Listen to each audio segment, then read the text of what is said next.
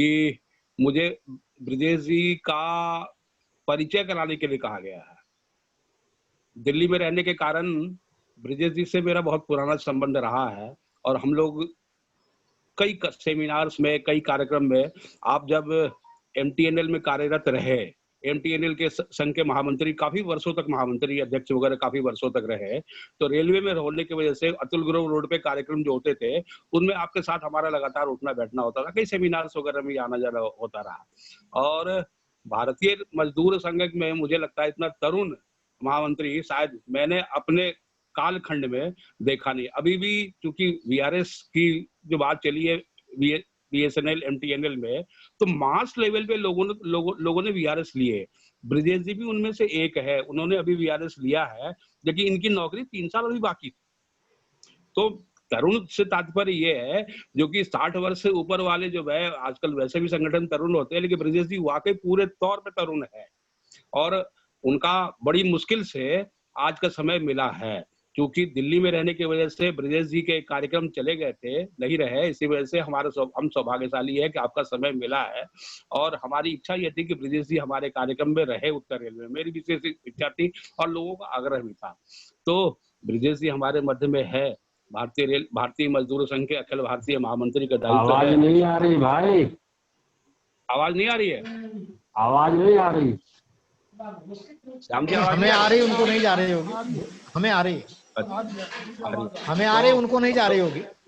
अच्छा, तो हम लोग भाग्यशाली है कि आज सारे विषयों पे जितने भारतवर्ष में घटना घटित हो रही है, इस लॉकडाउन के संदर्भ में, लॉकडाउन से पहले, तमाम सारी बातें, जो सारे विषय पे ब्रिजेश जी की बहुत अच्छी पकड़ है और पकड़ का आपको आज अनुमान हो जाएगा उनके भाषण से, उनके मार्गदर्शन से। सारा विषय पे ये स्पष्ट रूप से एक रेखा खींची जाएगी, एक विषय आएगा और उसके उपरांत भारतीय रेलवे मजदूर संघ के महामंत्री, अखिल भारतीय महामंत्री श्री अशोक शुक्ला जी का मार्गदर्शन हमें मिलेगा। अशोक शुक्ला जी का भी परिचय, हालांकि ब्रिजेश जी के भी किसी पर परिचय के मोहताज नहीं है। अशोक शुक्ला जी से भी तकरीबन उनका प्रवास उत्तर रेलवे में हर जगह हो ही चुका है। आप गोरखपुर के मूल रूप से रहने वाले हैं और ये लखनऊ आपका हेडक्वार्टर है।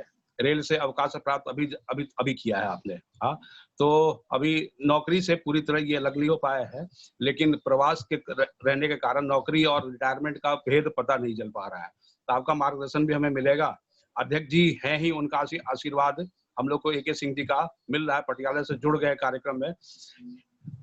आज एक बहुत बड़ी गलती हो गई, 2 गलती हो गई कि एक हमारे भारतीय मजदूर संघ के महामंत्री श्रीमान ब्रिजेश जी को लिंक हम नहीं दे पाए थे और दूसरा बात, अखिल भारतीय महामंत्री हमारे अध्यक्ष हमारे श्री AK सिंह जी को हम लिंक नहीं दे पाए थे। तो थोड़ा सा हमारे ऊपर ये थोड़ी सी कमी रही। इस बात को मैं समझता हूँ, ये बड़े लोग हैं और हम लोग को क्षमा करेंगे। इसके साथ ही मैं अपना बात को ज्यादा लंबी न, इसके बाद एक क्वेश्चन आर का छोटा सा कार्यक्रम रखा है, लेकिन विषय ये है, थोड़ा आपसे अनुरोध है कि जो विषय ब्रिजेश जी लेने वाले हैं, उसी विषय के संदर्भित अगर प्रश्न करें तो मुझे लगता है कि प्रश्न का उत्तर देने में आसानी रहने वाली है, क्योंकि विषय से थोड़ा विषयांतर ना हो, मेरा आप सबसे आग्रह है। बाकी सबसे मैं ब्रिजेश जी से आग्रह करूंगा कि अपना वक्तव्य प्रारंभ करें, आशीर्वचन हम लोग को दे श्रीमान ब्रिजेश जी, महामंत्री भारतीय मजदूर संघ।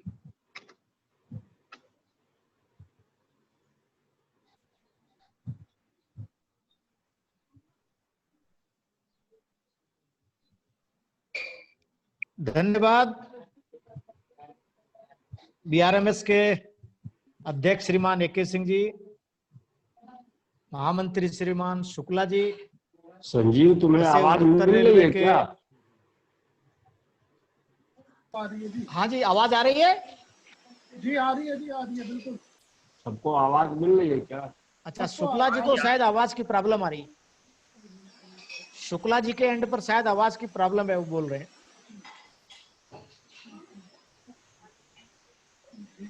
तो मैं कंटिन्यू करूं? जी जी जी जी जी। वैसे उत्तर रेलवे के हमारे अध्यक्ष, महामंत्री, सभी वरिष्ठ हमारे पदाधिकारी, सभी कार्यकर्ता बंधु भगिन, मेरे लिए भी अत्यंत हर्ष का विषय है कि मुझे रेलवे में अपने सभी कार्यकर्ताओं से, और आज का जो एक ज्वलंत विषय है जिसको लेकर के समूचा मजदूर आंदोलन इस समय आंदोलित है, कुछ जगहों पर हड़ताल के आह्वान हुए हैं, लेकिन मोटे तौर पर कुल मिलाकर के जिस एक बड़े प्रश्न को लेकर के इस समय लेबर मूवमेंट में बहुत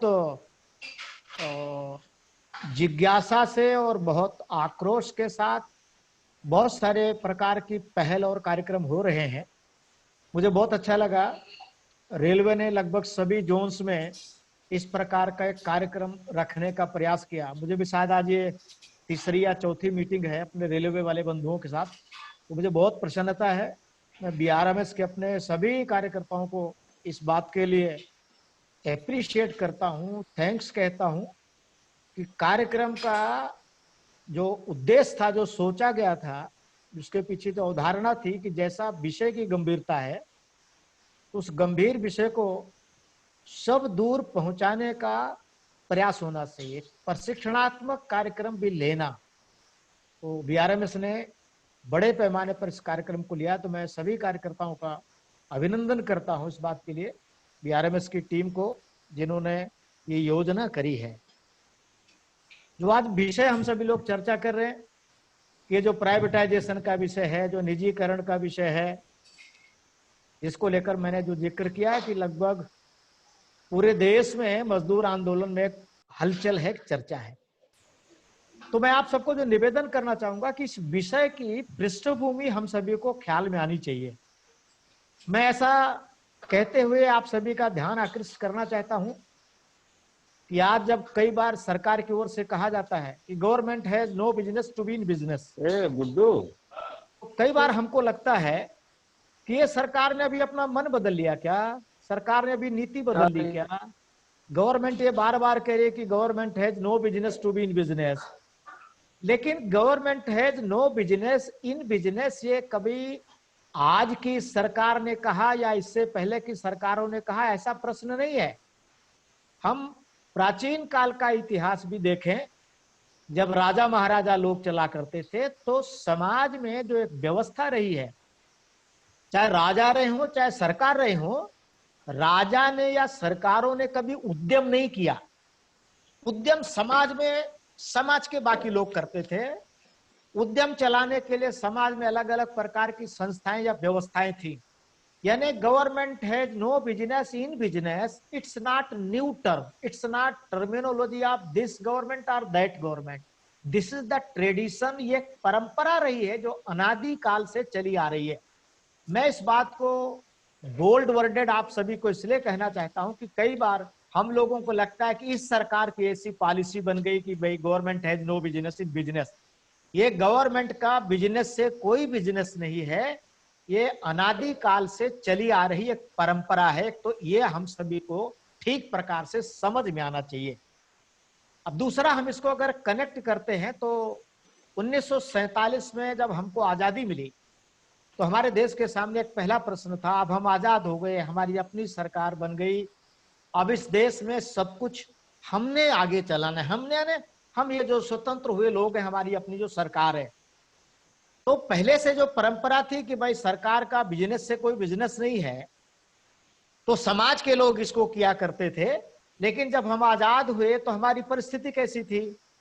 समाज के वो लोग जो पैसा लगा के बिजनेस कर सकते थे, जिन्होंने करना चाहिए था, उन सबको आजादी के तुरंत बाद जो अपने देश में परिस्थिति आती है, और कोई भी आकलन करेगा तो जब हम आजाद हुए थे तो किसी को हमारा जो फ्यूचर डायमेंशन या डायरेक्शन था क्लैरिटी से नहीं दिखता था। सबको लगता था यार अभी आजाद हुए, आगे पता नहीं क्या बनेगा, कैसा चलेगा, मालूम नहीं, मींस अनसर्टेनिटी थी। जब कहीं अनसर्टेनिटी रहती है, अनिश्चितता रहती है, तो वहां कोई भी बिजनेस करना, उद्यम लगाना, ये सामर्थ्य या हिम्मत नहीं जुटाता। और खास करके जब हम उद्योगपति के बारे में, पूंजीपति के बारे में सोचते हैं तो उसका तो हमेशा चिंतन रहता है, मैं जहां पैसा लगा रहा हूं वहां हमको एक अच्छा रिटर्न सुनिश्चित होना चाहिए। अगर अच्छा रिटर्न सुनिश्चित नहीं है, मैं जो इन्वेस्ट कर रहा हूं वो ब्याज सहित और कई गुना मुनाफे के साथ वापस नहीं आएगी, अगर ऐसा लगता है तो बिजनेसमैन पैसा नहीं लगाता। तो 47 में जब हम आजाद हुए थे तो हमारे देश की परिस्थिति, मैंने जैसे कहा, एक अनिश्चितता का माहौल था, और उस अनिश्चितता के माहौल में जो एक माइंड सेट रहता है इंडस्ट्रियलिस्ट का, पूंजीपति का, कि अनिश्चितता में वो निवेश नहीं करता, तो इसलिए समाज में कोई भी उद्यम खड़ा करने के लिए, बिजनेस चलाने के लिए, कोई भी काम करने के लिए आगे नहीं बढ़ा। इसलिए आजादी के तुरंत बाद ये सारा दायित्व तो देश में सरकार पर आ गया। सुई से लेकर हवाई जहाज बनाने का ऐसा सब काम सरकार को ही करना पड़ेगा। एक जो दूसरी बात आपको समझना, जो अंडरलाइन करना है, कि देश में अगर सरकार ने उद्यम शुरू किया तो अंडर कंपल्सन किया। कंपल्सन यानी उस समय परिस्थिति जैसी थी, उसमें समाज का कोई दूसरा आदमी, उस समय जो परिस्थिति थी उसमें कोई भी पूंजीपति अनिश्चितता के माहौल में बिजनेस में पैसा लगाने को तैयार नहीं था।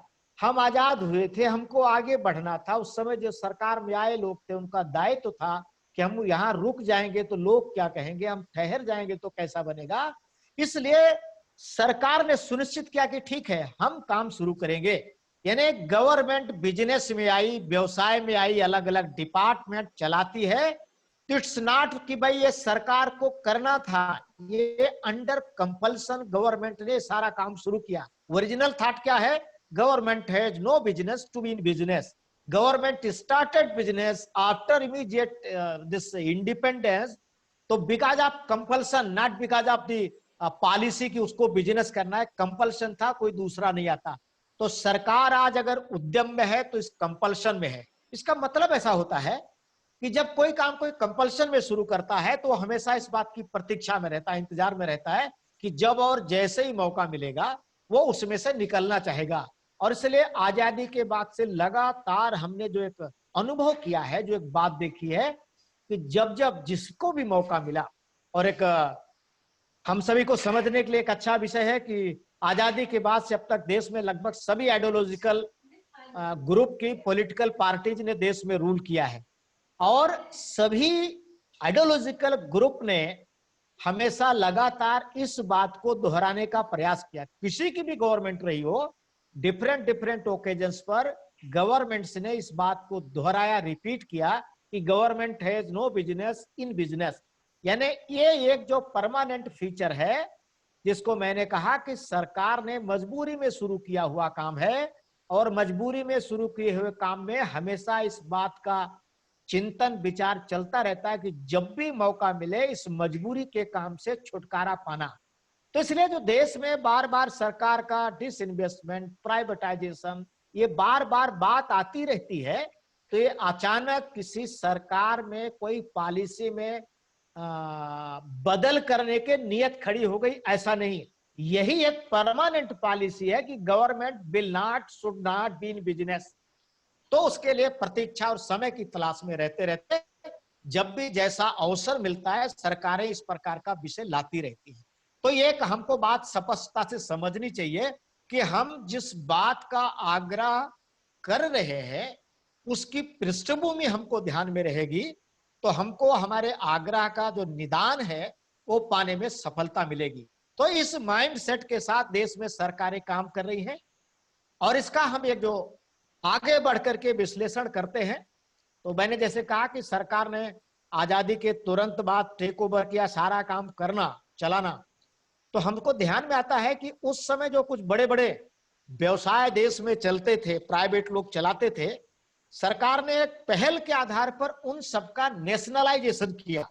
आप सब यहाँ रेलवे के कार्यकर्ता बैठे हैं, हम सब जानते हैं रेलवे का नेशनलाइजेशन 51 में हुआ, 1951 में, 1951 में सरकार ने रेलवे को नेशनलाइज किया।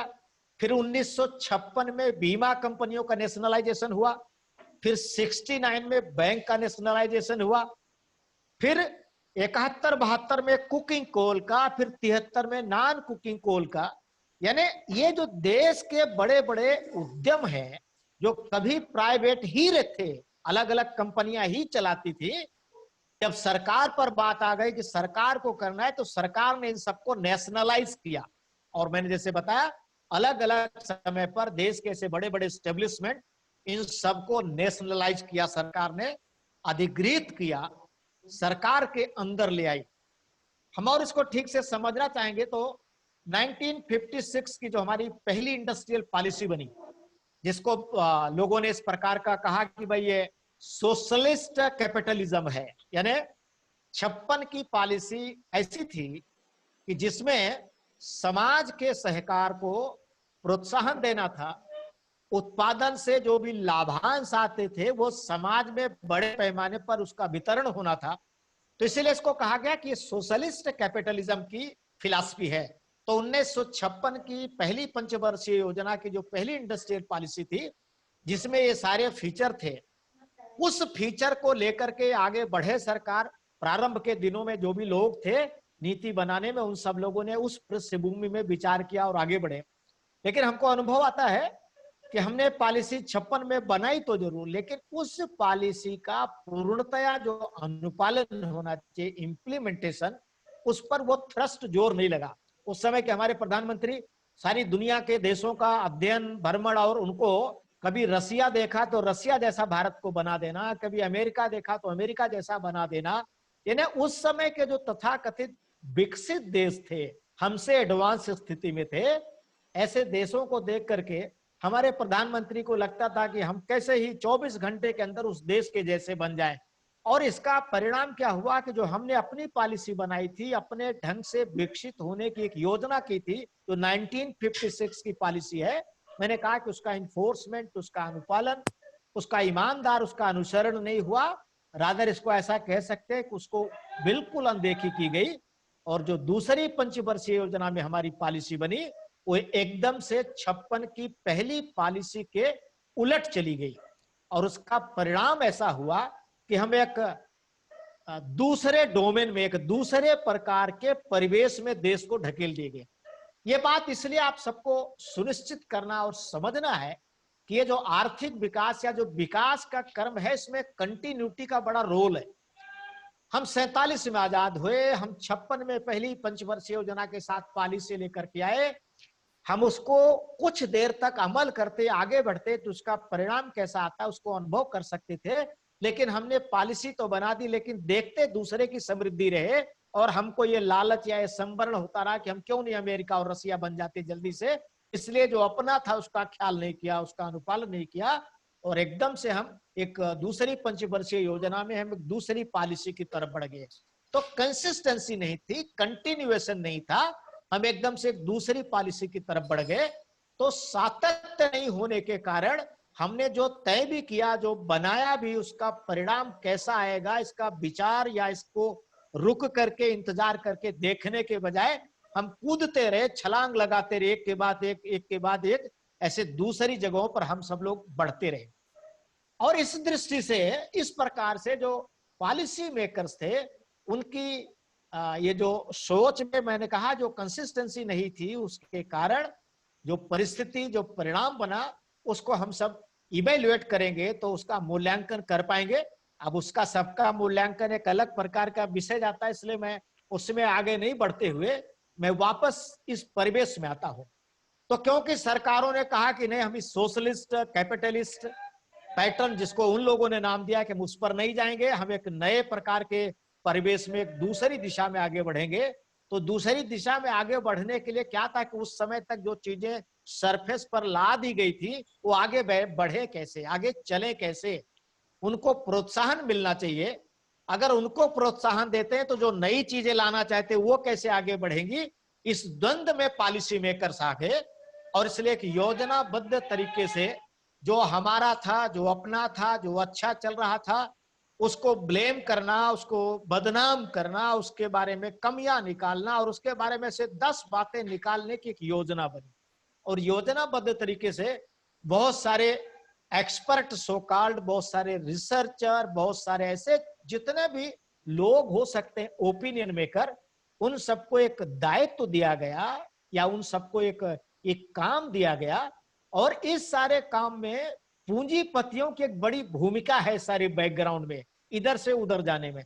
क्योंकि मैंने जैसे कहा कि आजादी के तुरंत बाद उनको विश्वास नहीं था कि भारत आगे बढ़ेगा, लेकिन आजादी के बाद जब हम एकदम तेजी से आगे बढ़ने लगे तो उनको भी लालच हुआ कि यहाँ तो हमको बिजनेस करना चाहिए था, ये जो सारा उद्यम धंधा चलता है इसमें हम होते तो शायद अच्छा होता।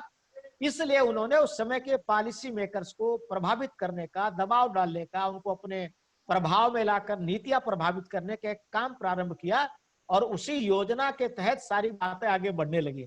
और उसका परिणाम फिर हम सभी के ध्यान में आता है कि उस समय हमारे जो सारे काम थे, मैंने कहा उनको योजनाबद्ध तरीके से बदनाम करने का कि भाई ये हमारे पब्लिक सेक्टर अच्छा काम नहीं कर रहे हैं, ये टैक्स पेयर की मनी डकार रहे हैं और यहाँ की इनकी क्वालिटी अच्छी नहीं है, इनके जो वर्कमैनशिप, अनेकों प्रकार के आरोप लगा लगा करके उस समय के इस्टेब्लिशमेंट्स को बदनाम करने का एक षड्यंत्र शुरू हो गया। अब जरा इसका एक वास्तविक मूल्यांकन करें तो हम सभी को समझ में आएगी। यहां एक बात मैं और साफ करना चाहता हूं, मैं जब ये सारी बात कर रहा हूं कि पब्लिक सेक्टर का विषय है और रेलवे के बारे में हमारी सबकी मान्यता है कि हम एक सरकारी डिपार्टमेंट है, लेकिन मैं जब पब्लिक सेक्टर के नाते बात कर रहा हूं तो रेलवे एक पब्लिक सेक्टर है। और इसको आप ठीक से समझेंगे तो अभी देश में कोई 235 पब्लिक सेक्टर है जो सेंट्रल के पास है, 1000 से अधिक 1000 प्लस पब्लिक सेक्टर्स हैं जो स्टेट गवर्नमेंट के पास है। ऐसे कोई 1235 ऐसे कुछ लमसम 1500 के आसपास ऐसे पब्लिक सेक्टर हैं देश में। आप हैरान होंगे, इनमें से केवल 35% पब्लिक सेक्टर्स ऐसे हैं जो स्टॉक मार्केट में लिस्टेड हैं। इनका मतलब ऐसा है कि जिनमें पब्लिक की इन्वेस्टमेंट है, जिनमें पब्लिक का शेयर है, ऐसे इन 1500 के करीब या 1235 पब्लिक सेक्टर्स में केवल 35% पब्लिक सेक्टर्स हैं जिनमें पब्लिक के इन्वेस्टमेंट है। बाकी क्या है? बाकियों में 100% गवर्नमेंट की इक्विटी है, जिसको हम जैसे लेमैन समझते हैं ये सरकारी डिपार्टमेंट है, क्योंकि यहाँ पूरा का पूरा निवेश सरकार का है। अब आप जरा इसको समझेंगे तो जैसे स्टेट रोड कारपोरेशन होती है, नाम उसका कारपोरेशन है, लेकिन वो उस राज्य सरकार का डिपार्टमेंट मानते हैं ऐसे लोग जो, क्योंकि हम सरकारी कर्मचारी। कहाँ हो? तो मैं रोड कारपोरेशन में काम करता हूँ, रोड ट्रांसपोर्ट में। तो रोड ट्रांसपोर्ट गवर्नमेंट का नहीं, दैट इज ए कारपोरेशन। ये पब्लिक सेक्टर, यानी पब्लिक सेक्टर की परिभाषा ऐसी है, ऐसे सेक्टर जो पब्लिक को सेवा प्रदान करते हैं।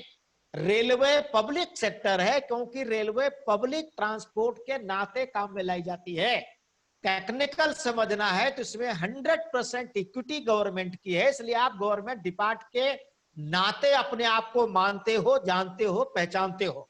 लेकिन व्यवहारिक टर्म से यू आर वेरी वेल। और ऐसे सैकड़ों पब्लिक सेक्टर्स हैं जिनकी सर्विस कंडीशन गवर्नमेंट इंप्लाइज की है, जिनका पे पैटर्न गवर्नमेंट इंप्लाइज का है। तो लोग इस खुशफहमी में या ऐसा मानते हैं कि वो सब गवर्नमेंट डिपार्टमेंट है क्योंकि हमको 7th CPC लागू होता है, CDA पैटर्न का स्केल है और CCS CCA जो सर्विस कंडीशंस है। तो ये निर्भर करता है कि आपकी ऑर्गेनाइजेशन ने किस प्रकार का पैटर्न स्वीकार किया। तो टेक्निकल डिफिनेशन मैं इसलिए दे रहा हूं कि मैं बोलते समय बार बार मैं रेलवे नहीं बोल पाऊंगा तो आपको लगेगा मैं शायद पब्लिक सेक्टर की बात कर रहा हूं, रेलवे की बात नहीं कर रहा हूं। तो मैं जितनी भी बात कर रहा हूं उसमें 200% रेलवे भी है, रेलवे ही है, ऐसा आप मान करके इसको समझेंगे तो आपको ठीक से समझ में आएगा। तो I am talking 100% about the railway. तो पब्लिक सेक्टर्स का इस प्रकार का जो कंसेप्ट है, मैंने कहा कि पब्लिक सेक्टर्स को योजनाबद्ध तरीके से बदनाम करके और इनको हटा करके इनकी जगह जो निजी उद्योगपति हैं उद्यम संभालने के लिए आए, नीति बनाने वाले लोगों के साथ मिलकर के इस प्रकार का एक सारा प्रयास, एक जिसको कहते हैं ना षड्यंत्र, सब लोगों ने शुरू किया और उस दिशा में बड़ी तेजी से काम बढ़ा। तो क्या वास्तव में हमारे देश के पब्लिक सेक्टर्स सचमुच वैसा ही है कि ये टैक्स पेयर की मनी को डकार रहे या क्या है स्थिति समझना। अभी क्योंकि लगातार पिछले कुछ दिनों से एयर इंडिया का जब प्राइवेटाइजेशन या उसका सरकारीकरण उसके बारे में जब बात चलती है तो बड़े बड़े राइटअप आते हैं अखबारों में कि टैक्स पेयर की मनी से कब तक रेलवे को उसको चलाओगे आप, एयर इंडिया को, BSNL को आप कब तक टैक्स पेयर की मनी से चलाओगे। यानी पब्लिक सेक्टर्स जो सिक हुए, कमजोर हैं, कम आमदनी कमा पा रहे हैं, इसके कारण कई अलग अलग हैं। क्योंकि जब एक्सेसिव कंपटीशन आया जिन जिन भी क्षेत्रों में, आप मिले, एविएशन सेक्टर में एक्सेसिव कंपटीशन आया, एक्सेसिव यानी बीसियों एयरलाइंस आ गई, और आज आप देखें कि एक्सेसिव कंपटीशन के कारण एक भी एयरलाइंस की हालत अच्छी नहीं, सब ब्लीड कर गई। अच्छे नामी नामी हवाई जहाज की कंपनियां दिवाला निकाल करके भाग गई। तो एक्सेसिव कंपटीशन एयरलाइंस में आया, वो सब का सब सीख होके बंद हो गई। ऐसे कोई 27 कंपनियां टेलीकॉम सेक्टर में आई, आज गिनती पर आपको 2-3 नाम मिलते होंगे, लेकिन वो भी सब ब्लीड करके चली गई। तो सरकारों का ये एक्सेसिव कंपटीशन खोलने का जो निर्णय था वो देश के हित में नहीं था, इसका बड़ा दुरुपयोग हुआ, क्योंकि ये जो प्राइवेट कंपनियां इस क्षेत्र में आई, जो उन्होंने पूंजी निवेश किया, सरकार क्या तर्क देती थी, इस क्षेत्र में इन्वेस्ट करेंगे, इस क्षेत्र में एम्प्लॉयमेंट देंगे। अब इन दोनों पैरामीटर पर अगर इनकी आप तुलना करें तो इस क्षेत्र में इन्वेस्ट किया क्या उन्होंने? तो इन्वेस्टर के नाते जो भी प्राइवेट कंपनियां आई, कोई भी अपनी बीबी का गहना या अपना खेत बेच करके इन्वेस्टमेंट नहीं लाया। उन सब लोगों ने इसी देश के बैंकों से कर्जा लिया, और आज आप देखो कितने लोग, माल्या बैंक का कर्जा लेके भाग गया, दिवाला निकल गया। अभी जो नरेश गोयल पकड़े गए, यानी बैंकों में जो पैसा जमा है, इस देश के मिडिल क्लास की सेविंग है। इस देश के लोग जो सेविंग करते हैं वो बैंक में है, बैंक इनको कर्जा देते हैं, और ये एक उद्यम शुरू करते हैं और बाद में दिवाला निकाल के भाग चले जाते हैं। गवर्नमेंट फिर से पैसा डाल करके बैंकों को लिक्विफाई करती है। वो कहते हैं कि बैंकों में लिक्विडिटी की कमी हो गई। ये क्या धंधा चल रहा है यार? आप उनकी कैसे मदद कर रहे हो? वो बैंक से कर्जा ले, बैंक को कर्जा वापस नहीं करे, कहीं भी चले जाए, और बाद में उनको आप बेल आउट के नाम पर कहते कि बैंकों में और पैसा डाल दो। गवर्नमेंट्स, पॉलिसी मेकर्स या इन कैपिटलिस्टों के चंगुल में काम करने वाले, इसको मैं टर्म यूज क्या करता हूं, जो कैपिटल ड्राइवन डेमोक्रेसी है, उसके अंतर्गत जितने भी एमपी एमएलए हैं, जो सब उन्हीं के बच्चे हैं, ये सब उन्हीं के लिए सारा इंतजाम करते हैं। वो कहते हैं हम सीधा नहीं देंगे, तुम बैंक से कर्जा लो, बाद में जाओ, और बैंकों में हम कर्जा डालते रहते हैं। तो मैं इसको दूसरे टर्म में कहता हूं कि आज भी जितने प्राइवेट उद्यम चल रहे हैं, उन सब में भी गवर्नमेंट ही इन्वेस्ट कर रही है। उनको कहती तुम बैंक से लो, मैं बैंक में जमा कर दूंगा, बैंक खाली हो जाएगा। क्या हो रहा है ये सब? तो बदनाम करने का एक बड़ा षड्यंत्र चला कि पब्लिक सेक्टर्स बदनाम है। रियलिटी क्या है? अभी पिछले साल का ही, ये हम 2019 की बात कर रहे हैं, 2019 का एक डाटा है कि जहां जब ये कहा जा रहा है कि पब्लिक सेक्टर सारे घाटे में जा रहे हैं और टैक्स पेयर की मनी से चल रहे हैं, तो सारे पब्लिक सेक्टर्स की ये जो 235 या जो भी मैं बता रहा हूं, इन 235 सेंट्रल पब्लिक सेक्टर्स की बैलेंस शीट एक जगह करके देखते हैं तो $500 बिलियन का प्रॉफिट दिया है पब्लिक सेक्टर्स ने। कौन लोग हैं जो ये बदनाम कर रहे हैं कि टैक्स पेयर्स की मनी से चल रहा है, पब्लिक सेक्टर को फीड करना पड़ रहा है सरकार को? Public sector putting all together $500 billion का प्रॉफिट दे रहे हैं। आप सभी याद करते होंगे तो नरसिंह राव की जब सरकार थी, जब उन्होंने डिसइन्वेस्टमेंट का काम शुरू किया था, तो उन्होंने कहा था डिसइन्वेस्टमेंट से जो पैसा मिलेगा, जो हमारे वीक पब्लिक सेक्टर है उनके रिवाइवल का काम करेंगे। लेकिन प्रैक्टिकली हुआ कि डिसइन्वेस्टमेंट से जो पैसा मिला, उससे जो बजट का डेफिसिट है उसको दूर करने का काम हुआ। तो हम रत्ती भर इस बात को स्वीकार करने के लिए तैयार नहीं है कि पब्लिक सेक्टर घाटे में है या टैक्स पेयर की मनी वो डकार जा रहे हैं।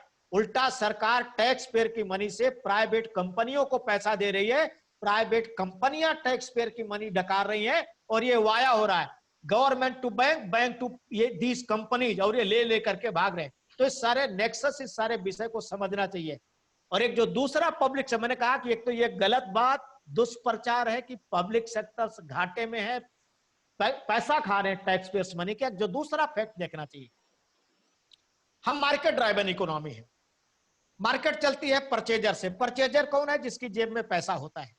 और भारत का अगर हम आप विचार करते हैं तो भारत में यहाँ की 80% आबादी वो लोग हैं जो श्रम के आधार पर अपनी जीविका अर्जित करते हैं, श्रम साधक जिनको हम बोल सकते हैं, अपना पसीना बहाते हैं और अपनी आजीविका अर्जित। किसी देश का, किसी समाज का 80% आदमी जो श्रमजीवी जिसको कह सकते हैं, श्रम साधना के आधार पर आजीविका चलाता है, तो ये जो श्रम करके आजीविका चलाने वाला लोग है, ये सब मजदूर है।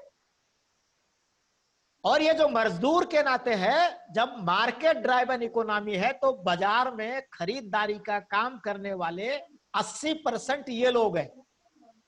तो बाजार कैसे चलती है? बाजार खरीदार से चलती है, खरीदार की हैसियत के हिसाब से बाजार चलती है। तो अच्छे खरीदार कौन हैं? तो अभी आप सबको समझना हो तो हमारे पब्लिक सेक्टर्स, हमारे गवर्नमेंट डिपार्टमेंट देश में डिसेंट वेज मॉडल, एक उत्कृष्ट वेतन प्रणाली को चलाने वाले या उत्कृष्ट वेतन की एक परंपरा डालने वाले हमारे पब्लिक सेक्टर से और गवर्नमेंट सेक्टर से। तो हम अभी आप सबको, या मैं सब जगह बता रहा हूं, जब 7वें पे आप कमीशन की रिपोर्ट आनी थी तो लगभग हर 10, 15, 20 दिन बाद अखबारों में एक असेसमेंट छपता था। मार्केट को बहुत इंतजार है 7वें पे वेतन आयोग की रिपोर्ट का। हम कई बार लोगों को पूछते थे बाजार क्यों इंतजार कर रहा है, बाजार को पैसा मिलेगा क्या? तो लोग कहते हैं नहीं साहब, पैसा बाजार को नहीं मिलेगा, लेकिन जैसे ही कर्मचारियों को पैसा मिलेगा तो बाजार में बड़े पैमाने पर लोग खर्च करेंगे, गाड़ी खरीदेंगे, मकान खरीदेंगे। यानी बाजार को हमेशा इंतजार रहता है कि खरीदार आए और ज्यादा से ज्यादा खरीदे। तो ज्यादा से ज्यादा खरीदे, खरीदार आए तो कौन लोग हैं? तो मैंने कहा जो डिसेंट वेज स्ट्रक्चर दिया इस समाज को, इस देश को, वो पब्लिक सेक्टर है, गवर्नमेंट सेक्टर है। तो मार्केट ड्राइवन इकोनॉमी में मार्केट को चलाने वाले यही लोग हैं। तो मैंने कहा पहला आरोप हम पर गलत है कि हमने टैक्स पेयर की मनी लेकर के काम चला रहे, उल्टा $500 बिलियन का मुनाफा दिया सरकार को।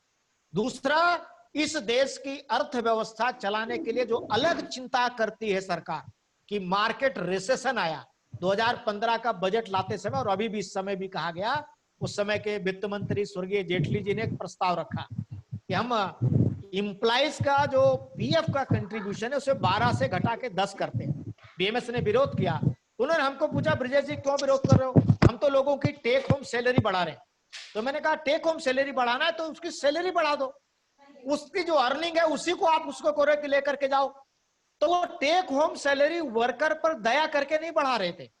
आप याद करें तो उस समय मार्केट रिसेशन था, मार्केट में खरीदार कम थे, और मार्केट का रिसेशन पिछले 10, 15, 20 साल से लगातार जो बढ़ता जा रहा है उसका कारण है ये जो उत्कृष्ट श्रेणी के वेतन की कैटेगरी वाले एम्प्लॉयमेंट घटते जा रहे हैं।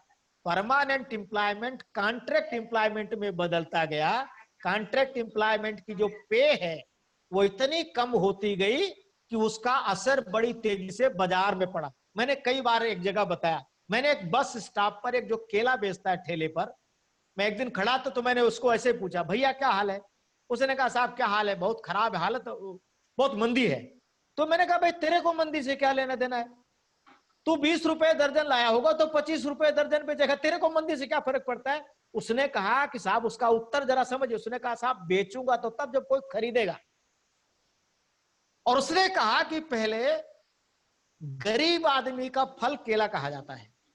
कह रहे पहले राजमिस्त्री का काम करने वाला आदमी भी शाम को काम से छुट्टी करके घर जाते समय बच्चों के लिए कहता आधा दर्जन केला ही ले ले, बच्चों के लिए फल ले जाऊंगा। कह रहे आज हालत ऐसी हो गई है कि जो लोगों को दिहाड़ी मिलती है, जो मजदूरी मिलती है, जो सारे कॉन्ट्रैक्ट वर्कर को तनख्वाह मिलती है, वो तनख्वाह कुल इतनी है कि अब उसको सोचना पड़ता है कि बच्चों के लिए फल ले जाऊं कि आज के लिए सब्जी ले जाऊं। दोनों संभव नहीं है। तो ये जो कैरेक्टरिस्टिक एक डिफरेंट, यानी जो प्राइवेट कंपनियों में या जो कॉन्ट्रैक्ट एम्प्लॉयमेंट का एक सारा सिस्टम देश के अंदर खड़ा हुआ, यानी कम वेतन वर्ग, कम वेतन पाने वाले लोगों के एक बड़ा वर्ग जो खड़ा हुआ, कम वेतन के कारण उसकी खरीदने की हैसियत घट गई। उसकी खरीदने की हैसियत घटने के कारण मार्केट में रिसेशन आ गया। मार्केट का रिसेशन, मार्केट की मंदी दूर करने के लिए सरकार नुक्ते ढूंढ रही है। पीएफ का डिडक्शन कम करो, ज्यादा से ज्यादा पैसा घर लेकर के जाओ, घर में लेके जाओगे तो बाजार में खर्च करोगे। तो मैंने दूसरा बात बताई कि ये जो हमारी देश की अर्थव्यवस्था है उसको चलाने का भी काम इन्हीं सब लोगों ने किया। और एक तीसरा बड़ा इंपॉर्टेंट पॉइंट, 14 के इलेक्शन के समय जब मोदी जी देश में प्रचार करते थे तो कहते थे कि मुझे बड़ा गर्व है, सारी दुनिया का विंडो भारत का नौजवान खोलता है, सारी दुनिया के टॉप मोस्ट डॉक्टर भारत के हैं, टॉप मोस्ट इंजीनियर भारत के हैं। क्या कभी आप सबने विचार किया? आप सबको सुन के हैरानी होगी, देश के 87% डॉक्टर, इंजीनियर और बड़े बड़े इन सब्जेक्टों की पढ़ाई करने वाले 87% बच्चे सरकारी कर्मचारियों के या पब्लिक सेक्टर एम्प्लॉयज के बच्चे, 87% लोग। मैं पूछना चाहता हूं देश को और समाज को, इस देश को ये जो गोल्डन ह्यूमन रिसोर्स देने वाला है, गोल्डन ह्यूमन मींस इस प्रकार का जो एसेस दिया है, ये यही सरकारी कर्मचारी और पब्लिक सेक्टर एम्प्लॉयज के बच्चे हैं। ये जो आज 10,000 रुपए भी नहीं पाता, वो कॉन्ट्रैक्ट वर्कर अपने बेटे को डॉक्टर या इंजीनियर बनाने का सपना देख सकता है, ड्रेस नहीं खरीद सकता। तो सरकारी कर्मचारी के नाते, पब्लिक सेक्टर कर्मचारी के नाते हमें अगर पैसा मिलता है, हमारी सेवा शर्तें बेहतर है, हमारा बाकी का सब कुछ अगर ठीक है, it's not my personal, I am giving it back to the society. मैं समाज को वापस कर रहा हूं। देश की समृद्धि, समाज की व्यवस्था, समाज की अर्थव्यवस्था, देश की सब बातों को चलाए रखने का कोई कारण है तो उसके पीछे बहुत बड़ा जो जिसको कह सकते हैं आधार के नाते ये पब्लिक सेक्टर, गवर्नमेंट सेक्टर का इंप्लाई है।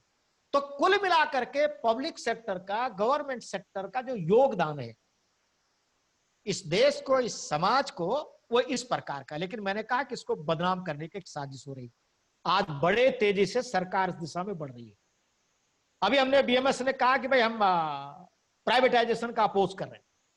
वैसे सिद्धांत के तौर पर, नीति के तौर पर हम किसी पर्टिकुलर टाइप ऑफ ऑनरशिप के पक्षधर नहीं है, हम कभी भी नहीं कहते, क्योंकि बीएमएस का अपना एक नारा है, पूंजीवाद, सरकारीवाद, शोषण करते दोनों साथ।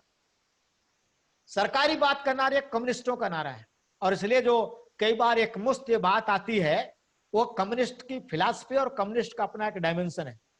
बीएमएस ने पूंजीवाद और सरकारीवाद दोनों को एक ही तराजू में रख करके कहा। लेकिन हाँ, आज हम जोर से कह रहे हैं कि नो प्राइवेटाइजेशन। और मुझे जब आप लोग पूछ रहे हैं तो मैं उनको कह रहा हूं, हम किसी पर्टिकुलर ऑनरशिप के पक्षधर नहीं हैं, एकदम सच है। लेकिन 75 सालों की इस देश की आजादी के बाद जो अनुभव किया हमने देश में, और जो अपेक्षा थी नीति बनाने वाले, शासन करने वाले लोगों से, उन्होंने निराश किया है। हमारे देश के रूलर यूनिपोलर हो गए हैं, एक तरफा कैपिटलिस्टों के पलड़े में जाके बैठ गए। जो कहते हैं government has no business in business, government has to govern only, सरकारों ने, गवर्नमेंट ने गवर्न करना बंद कर दिया। पूरा का पूरा गवर्नेंस कैपिटलिस्टों के पक्ष में सरेंडर हो गया, या उन्हीं को इसका कर दिया। अभी रिसेंटली आपको समझ में आए, 29 मार्च को एक ऑर्डर हुआ देश में जब लॉकडाउन हुआ, और सरकार ने एक ऑर्डर किया कि भाई लॉकडाउन पीरियड का सारा पैसा जो है कंपनियां सबको देना पड़ेगा। अभी उसको कुछ लोगों ने सुप्रीम कोर्ट में चैलेंज कर दिया, और तो सुप्रीम कोर्ट ने में जो सरकार का पक्ष रखा गया, सरकार ने कहा हमने ऑर्डर किया था, लेकिन इसका ये निर्भर करता है वर्कमैन और इंडस्ट्री, वो दोनों मिलकर आपस में। ऐसा जब हम दोनों ने तय करना तो तुम कौन ऑर्डर करने वाले? गवर्नमेंट की फंडामेंटल ड्यूटी, अगर तुमने कोई ऑर्डर किया है तो you ensure that order should be implemented in word and spirit. Order करने वाले को ऑर्डर इंप्लीमेंट कराने का जिम्मा है, नैतिक दायित्व है, लीगल दायित्व भी है। लेकिन हमारे, हमको अफसोस के साथ कहना पड़ता है, ऑर्डर करने वाला कह रहा है कि हमने ऑर्डर कर दिया, बाकी तुम दोनों आपस में निपट लो। ये इस बात का द्योतक है कि गवर्नमेंटें, सरकारें, परंपरागत जितनी भी सरकारें रही, इन सब ने गवर्नेंस को एक पक्षीय कर दिया, एक पर्टिकुलर कैटेगरी के या उसके पक्ष में जाकर के खड़े हो गए। और इसलिए 75 सालों का जो अनुभव है, हम देश की अर्थव्यवस्था इसके नाते विचार करते हैं तो इस देश के पब्लिक सेक्टर, गवर्नमेंट सेक्टर जो भी आज हैं, इन सब ने ही इस देश की अर्थव्यवस्था को बनाए रखा। ये मार्केट ड्राइवन इकोनॉमी की बात करते हैं तो इस मार्केट को भी हम ही चला पा रहे हैं। देश को एक बेहतरीन हमने ह्यूमन एसेट्स दिए, बड़े बड़े डॉक्टर, इंजीनियर दिए, तो भी इन्हीं लोगों ने दिया है।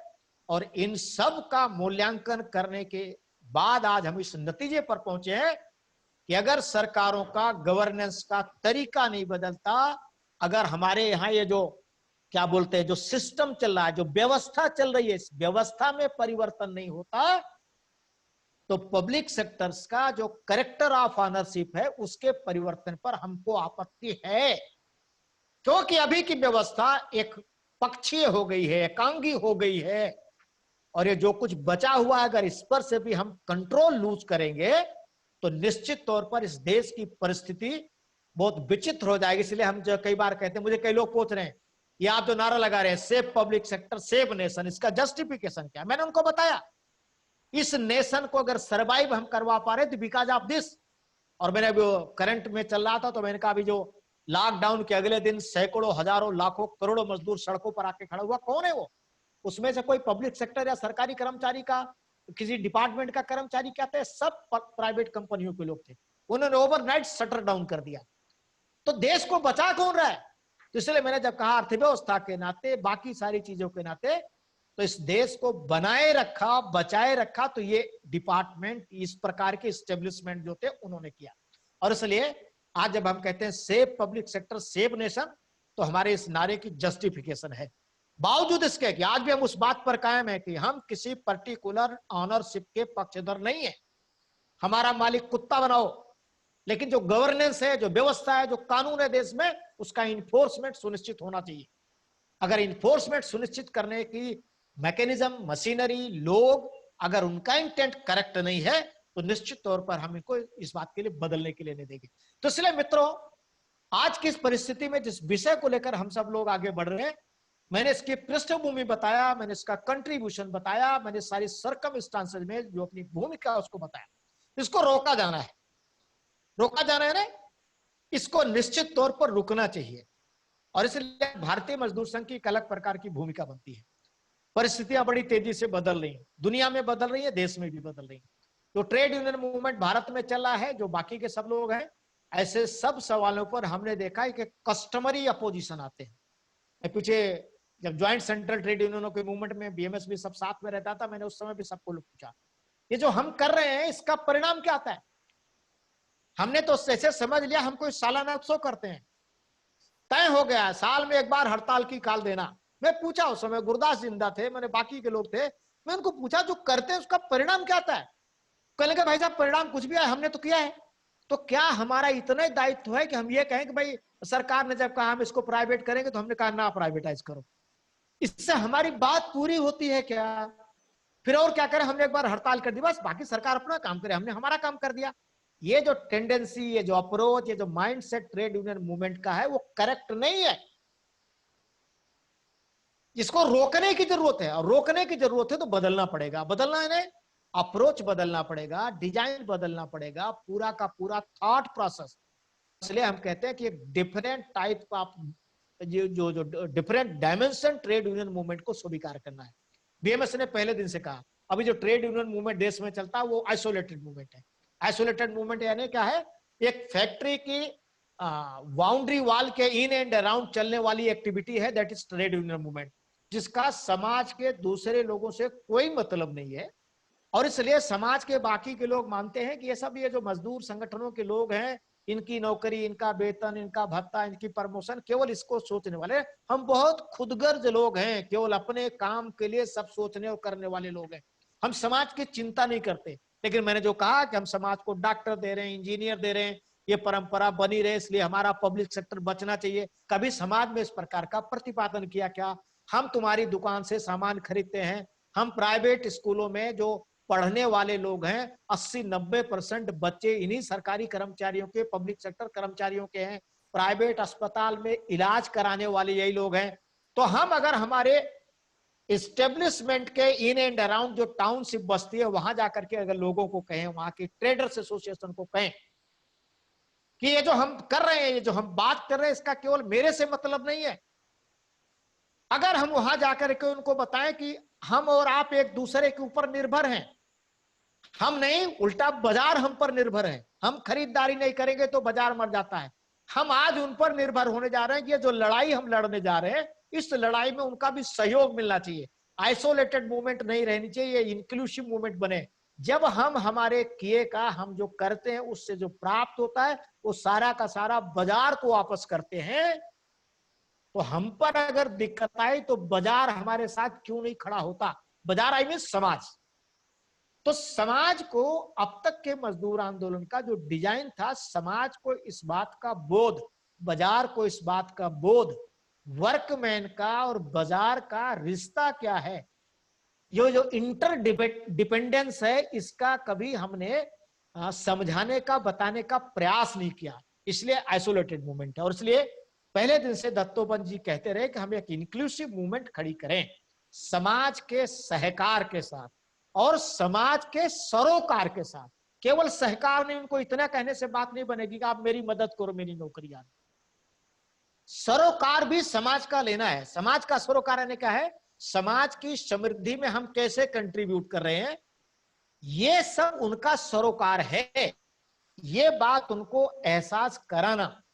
तो हमारे अभी तक जो हैंड बिल बनते हैं, हमारे अभी तक जो भाषण होते हैं, हमारे अभी तक जो अप्रोचें होती हैं, हमने कभी भी इस प्रकार का सरोकार खड़ा करने का प्रयास नहीं किया और इसलिए हमको सहकार नहीं मिलता। तो भारतीय मजदूर संघ के कार्यकर्ता के नाते हम सबको इस सारी परिस्थिति में इस एक नए डायमेंशन को कैसे खड़ा करें, इस आइसोलेटेड मूवमेंट को इंक्लूसिव मूवमेंट में कैसे बदल सकते हैं, उसके नाते प्रयास करना पड़ेगा। स्थान स्थान पर अलग अलग प्रकार के टेम्परामेंट और परिस्थिति रहती है, इसलिए अलग अलग प्रकार के अप्रोच के साथ हमने समाज के साथ संवाद और तालमेल और समाज के सहयोग से इस प्रकार के आंदोलन की एक शुरुआत करने की आवश्यकता है। समाज के साथ आंदोलन की बात मैं इसलिए कह रहा हूं कि हम जिस डेमोक्रेटिक सेटअप में काम करते हैं, उस सेटअप को अगर प्रभावित करना है तो समाज की ताकत के साथ ही हो सकता है। और इसलिए समाज की ताकत कितनी मात्रा में हमने जुटाई है, कितनी मात्रा में समाज हमारे मामले के साथ खुद को एकाकार महसूस करते हुए खड़ा होता है, ऐसा हम सब लोग कितनी मात्रा में, कितनी गति से कैसे करेंगे, हमारी जो समस्या का समाधान या जो हम चाहते हैं उसको बनाए रख पाने में, उसी अनुपात में इस बात की निर्भरता होती है। तो इसलिए बदलना है। बदलने के लिए फिर बहुत सारी चीजें बदलनी पड़ेंगी। वर्षों से हम एक प्रकार के फ्रेम में ट्यून हो गए। हमको लगता है आज हम किसी से बात करते हैं तो यही देखा है, यही सुना है, यही पढ़ा है। ये जो देखा, सुना, पढ़ा, ये योजना पूर्वक भी चला है। और दुर्दैव से मजदूर आंदोलन के ऊपर जो साहित्य उपलब्ध है, ये सब लेफ्ट डोमिनेटेड साहित्य है, उनकी फिलॉसफी भी इससे अलग नहीं है। इसलिए आपको इसमें मार्ग निकालना है तो एक्सक्लूसिव भारतीय मजदूर संघ का साहित्य पढ़िए। और एकदम प्रारंभिक दिनों के जो हमारे अभ्यास वर्ग हुए हैं, दत्तोपंत जी का स्थापना के बाद जो 2-3 बड़े प्रमुख अभ्यास वर्ग हुए हैं, उनमें इन सब विषयों पर उनका बड़ा विशद प्रतिपादन है। और मैं कहता हूं, मैं समझता हूं कि उस समय 60s में जब ये बात कर रहे थे तो शायद आज 2020 के इससे दिनों की कल्पना भी नहीं थी, लेकिन दत्तोपंत जी 60s में भी बड़े क्लियर थे कि ऐसे प्रश्न होंगे और उन प्रश्नों का समाधान क्या होगा। इसलिए भारतीय मजदूर संघ के कार्यकर्ता को भारतीय मजदूर संघ की दृष्टि समझना है, उन सारे विषयों को समझना और उसके अनुसार चेंज करना है। चेंज करने में जोर लगता है। हम 6 महीने जो जूता पहनते हैं, जैसे दूसरा जूता पहने तो अपना स्थान और हमको तकलीफ पहुंचाना शुरू करता है। अभ्यास बनाना है। हम वर्षों से, हमारे कई लोग हैं, अरे साहब मैं 50 साल से ट्रेड यूनियन लीडर हूं, तुम क्या बता रहे हो मुझे? 50 साल से हैं वो, इस पर कोई भी बात नहीं है, लेकिन 50 साल से किस परिवेश और किस परवरिश में खड़े हुए हो, वो निश्चित तौर पर चर्चा का और चिंता का और चिंतन का विषय है। वो जिस परिवेश, जिस परिस्थिति, जिस परवरिश के आधार पर खड़े बड़े हुए, उनका वो अनुभव होगा, उसका परिणाम भी आज सामने है। हम जो चाहते हैं उसको प्राप्त करना है तो वो अनुभव, वो सारी प्रणाली काम नहीं करेगी। इसलिए अलग प्रकार के परिवेश और परिस्थिति में जाना तो एक बड़ा काम जो हम पर आता है। मैंने कहा कि हमने समाज को साथ लेके खड़ा होना है, तो समाज का नेतृत्व, समाज का सहकार प्राप्त करें। इसके लिए जो हमारी भूमिका बनती है, तो हमको अपनी भूमिका में सिद्धता प्राप्त हो, सफलता प्राप्त हो, इसलिए हमको विद इन आवर्स बहुत सारी चेंज करना, within myself, as a person, as a individual, बहुत सारे चेंजेस मुझे स्वयं में लाने हैं।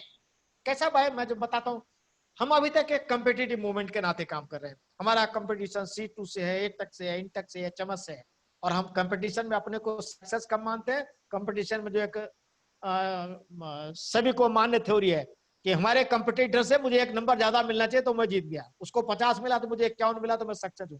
भाई साहब, पूरा प्रश्न पत्र तो 100 नंबर का है, 50 और 51 में हार जीत मान करके रुकने का कारण है क्या? तो हम कंपेटिटिव मूवमेंट में नहीं है। आज आप नोट करें, अंडरलाइन करें, BMS is for decisive movement. एक निर्णायक आंदोलन की तरफ बढ़ रहे हैं, एक प्रतिस्पर्धी आंदोलन नहीं है हम। तो निर्णायक आंदोलन की ओर, निर्णायक मार्ग पर जाने वाले का माइंडसेट, अप्रोच, आना बाना, टूल सब अलग होता है। कंपेटिटिव वाले का अलग होता है। जब आप डिसिसिव मूवमेंट की ओर बढ़ रहे हैं तो स्वयं के बारे में मैंने कहा, कई जो पर्सनल, जो स्वयं की साधना है उसके नाते भी विचार करना पड़ेगा, और जो हमको कुछ बाकी की चीजें बदलनी उसके नाते भी विचार करना पड़ेगा। और हम जब इंक्लूसिव, जब सोशल मूवमेंट की बात करते हैं तो सोशल यानी कौन?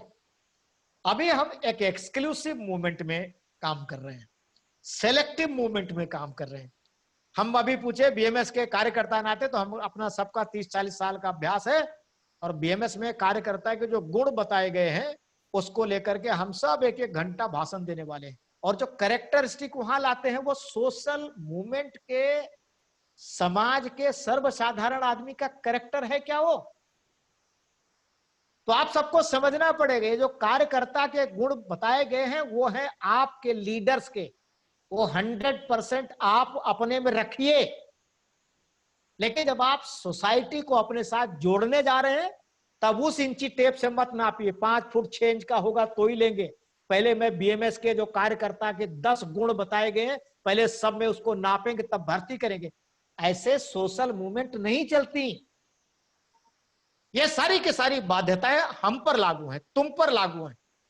एज ए कार्यकर्ता, एज ए लीडर, आपको 200% लागू करना है आपके ऊपर, लेकिन बाकी लोगों के ऊपर, बाकी तो समाज में जो है जैसा है उसको लेना। सोशल मूवमेंट के लीडर की क्वालिटी, हमारी सिद्धता, कसौटी क्या है? समाज के हर प्रकार के, हर वर्ग का व्यक्ति अपने साथ जुड़ा, हर प्रकार का, जैसा भी है। और मैं कई बार बताता हूं कि भगवान शंकर सोशल मूवमेंट के आइडियल लीडर, आदर्श नेतृत्व क्या हो सकता है सोशल मूवमेंट का, तो शंकर भगवान आइडियल लीडर है। क्या है उनका?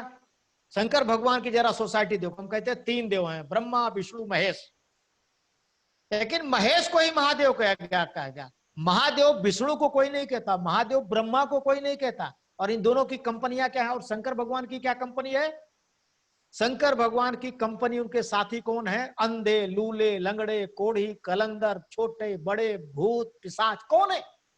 यानी समाज में, सोसाइटी में जितने भी प्रकार की कैरेक्टरिस्टिक हो सकती है वो सब शंकर जी के गण है, शंकर जी के साथी, वो सब उनके मेंबर है। हमारी भाषा में बात करें, वही सब उनके साथी हैं। विष्णु भगवान के यहाँ क्या है? उनके यहाँ क्या है? वो सुर है, वो गंधर्व है, वो किन्नर है। वो सोसाइटी थोड़े है। समाज का कौन सा है? तो भूत पिशाच, भालू, बंदर, सुर, जितने भी, इतने प्रकार, जितने भी आप बैड एलिमेंट्स आइडेंटिफाई कर सकते हो समाज के, वो सब शंकर जी के गण है। उन सबका नेतृत्व शंकर जी करते हैं। और एज पर्सन कैसे है? भयंकर विषधर उनके गले में है। क्या इंडिकेशन है इसका? विरोधी से भी विरोधी को गले से लगा के रखना, नजदीक रखना, अंगीकार करना, स्वीकार करना। हम क्या करते हैं? थोड़ा सा भी डिफरेंस हो गया तो कहते हैं इस जन्म में से मुलाकात नहीं चाहता। आप लीडर नहीं बन सकते। आपको नेतृत्व देना है, आपकी स्वीकार्यता बढ़े, इसलिए आपको स्वीकार करने की क्षमता बढ़ानी पड़ेगी। हम स्वीकार करने को तैयार हैं क्या? हम विषधर जैसे आदमी को भी अपने सीने से, छाती से, गले से लगा के रख सकते हैं क्या? भगवान शंकर के सिर पर चंद्रमा है, गंगा जी रहती हैं, कभी टेम्पर नहीं लूज किया। हमको भी नेतृत्व के नाते से सब प्रकार की विषमताओं को स्वीकार करना है, सब प्रकार के विरोधियों को नजदीक जुटाना है। सोशल मूवमेंट के नाते जब आप बात करेंगे, डिसिसिव मूवमेंट के नाते आप बात करेंगे, सबको जोड़ करके सबके सहकार से, सबके सरोकार के साथ, तो कुछ परिवर्तन हमने स्वयं के कैरेक्टरिस्टिक में करनी है, कुछ परिवर्तन अब तक की प्रैक्टिसेज में करने हैं। इन सब परिवर्तनों के साथ एक जो नया सामंजस्य, एक जो नया सरोकार, एक जो नया सारा परिवेश खड़ा होगा, उसमें हम हमारे आज जिन प्रश्नों को लेकर के चले हैं उसका समाधान निकल करके आएगा। ये ठीक है कि ये कल पूरा नहीं होगा, लेकिन ये कल से शुरू करना है। आज से शुरू करना है। कुछ काम जो मेरे अपने व्यक्तिगत जीवन से संबंधित है, चेंजेस के, उसे चेंज करना शुरू करना है। हर रोल की एक रिक्वायरमेंट होती है और जो एक्टर है उस रोल में उसको अपने पर्सनल कैरेक्टर और अपीयरेंस में चेंज करना पड़ता है। एक कथानक में मैं एक नायक को देखता हूं, उसके रोल की डिमांड है कि उसको बड़ी बड़ी दाढ़ी होनी चाहिए, बड़ी बड़ी जटा होनी चाहिए, बड़ी बड़ी मूछें होनी चाहिए। तो कभी नहीं कहता कि साहब मैं तो क्लीन सेव हूं, मैं तो यही पसंद हूं, मैं जिंदगी भर ऐसा रहा हूं। वो ऐसा नहीं कहता, उसको कहता है अगर रोल की डिमांड है तो प्रयत्न पूर्वक दाढ़ी बढ़ाता है, मूछ बढ़ाता है, जटा बढ़ाता है। किसी को वजन बढ़ा हुआ रोल है तो वजन बढ़ाता है, किसी को घटाना है तो घटाता है। यानी कथानक में जैसी भूमिका है उसमें सिद्धता प्राप्त करने के लिए निज पर प्रयत्न पूर्वक, कष्ट पूर्वक प्रयत्न करके उसके लिए ठीक करते हैं। और हम लोग क्या सोचते हैं कई बार, मैं जैसा हूं, एज इज वेयर इज ऐसा है, ऐसा मत सोचो। एज आई एम, आपको उसी रूप में स्वीकार करना। आप ऐसा क्यों नहीं सोचते, I will change myself as per requirement. तो ये कुछ निज के साथ प्रतिबद्धताएं हैं और उनमें चेंजेस के साथ फिर मैंने कहा हमारे एक्शन में, हमारे चिंतन में, हमारी सारी प्रैक्टिस में इसको करने के बाद, और मैं फिर से इस बात को दोहराते हुए कि हम एक डिसिसिव मूवमेंट के लिए चले हैं। हम सरकार और सरकारों को इस बात के लिए विवश करेंगे अपनी इस ताकत और सामर्थ्य के आधार पर कि अब आप वो नहीं कर सकते जो मनमानी गति से करने जा रहे हैं। हम उनको रोकेंगे, हम उनको रोक पाएंगे, ये भरोसा है। और इस भरोसे का सारा दारो मदार, अपना सारा जो तंत्र सारे देश में फैला है। भारतीय मजदूर संघ में हम सब ने अब तक जो तय किया उसको किया है, उसमें सफल हुए। अब हम जो इस नए परिवेश में जो करने के लिए जो सोच रहे हैं, आगे बढ़ना चाहते हैं, हम वो भी कर पाएंगे। हम सब क्योंकि उसी परिवेश से निकले हुए लोग हैं, जो ठानते हैं उसे पूरा करते हैं, हम इसको भी पूरा कर पाएंगे। और इसलिए अपने अब तक की प्रैक्टिस के आधार पर, अपने कार्यकर्ताओं के संकल्प और समर्पण के आधार पर, अपने कार्यकर्ताओं के जो धुन है काम की, इस सारे विषय को लेकर आगे बढ़ने की, ऐसी बहुत सारे फैक्टर्स हैं जो हमको ये उत्साहित करते हैं, भरोसा देते हैं कि बीएमएस जो सोचेगा वो कर पाएगा। तो आप सबका जो सोचना था, जो विषय आज का रखा था, उस नाते से आप सबको जो बात करनी चाहिए मेरे मन में जो था, ऐसे सब विषय मैंने आप सभी के सम्मुख रखे हैं। हो सकता है मुझे इंट्रोडक्शन के समय आपके अध्यक्ष जी कई इमीडिएट कुछ बातों की ओर संकेत कर रहे थे, वो शायद इस समय के लिए प्रासंगिक नहीं थे, इसलिए मैंने उनको स्पर्श नहीं किया होगा। एक जो विस्तृत प्रश्न था, जो विस्तृत विषय था, उस पर आपसे बात करूं ऐसे मुझे प्राथमिकता थी, मैंने वो सारी बात करी है। मेरी कोई बात साफ नहीं हुई हो, आप मुझे फिर से पूछ सकेंगे। मेरी बात में कोई और बात जोड़नी हो, उसका भी मैं आप सभी से स्वागत करूंगा। कोई और बात होगी तो निश्चित तौर पर मुझे करेंगे। ऐसा कहते हुए मेरी बात पूरी होती है। सबने मुझे शांति से सुना है। फिर से मैं बीआरएमएस को और उत्तर रेलवे कर्मचारी यूनियन को, सभी कार्यकर्ताओं पदाधिकारियों का हृदय से धन्यवाद पूरा कर देता हूं और अपनी बात पूरी करता हूं। बहुत बहुत धन्यवाद। भारत माता की जय।